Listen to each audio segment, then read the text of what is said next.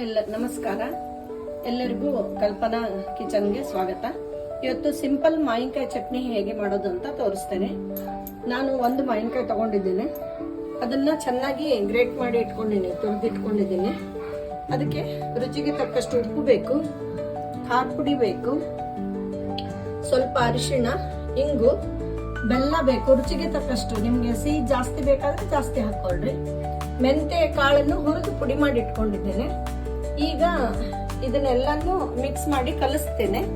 ಕಲಿಸ್ಬಿಟ್ಟು ಒಗ್ಗರಣೆ ಹಾಕಿ ಒಂದು ಕುದಿ ಕುದಿಸಿದ್ರೆ ನಿಮ್ಗೆ 2 ತಿಂಗಳ ತನಕ ಚೆನ್ನಾಗಿರ್ತದೆ.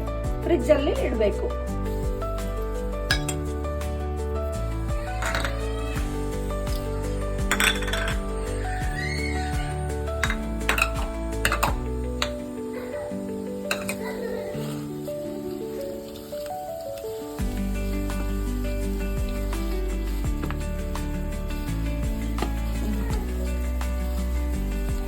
ಇದನ್ನು ರುಬ್ಬೋ ಕೆಲಸ ಇಲ್ಲ, ಬರೇ ಕಲಿಸಿ ಬಿಟ್ರೆ ಸಾಕು.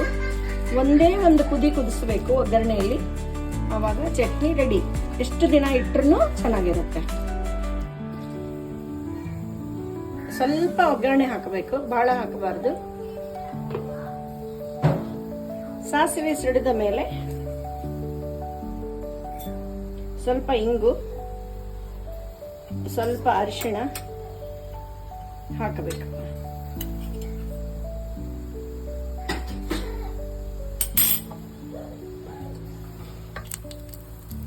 ಈಗ ಸಾಸಿವೆ ಚಟಪಟ ಅಂದ ಮೇಲೆ ಈ ಚಟ್ನಿಯನ್ನು ಇದರಲ್ಲಿ ಹಾಕಬೇಕು.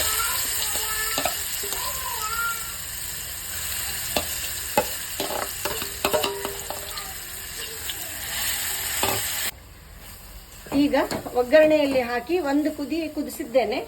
ಇದು ಪೂರ್ಣ ಆರಿದ ಮೇಲೆ ಒಂದು ಬಾಟಲಲ್ಲಿ ಅಥವಾ ಡಬ್ಬಿಯಲ್ಲಿ ಹಾಕಿ ಫ್ರಿಡ್ಜ್ನಲ್ಲಿ ಇಟ್ಟರೆ 6 ತಿಂಗಳವರೆಗೆ ಚೆನ್ನಾಗಿರ್ತದೆ. ತಿನ್ನಲು ಬಹಳ ರುಚಿಕರವಾಗಿರ್ತದೆ. Okay, thank you.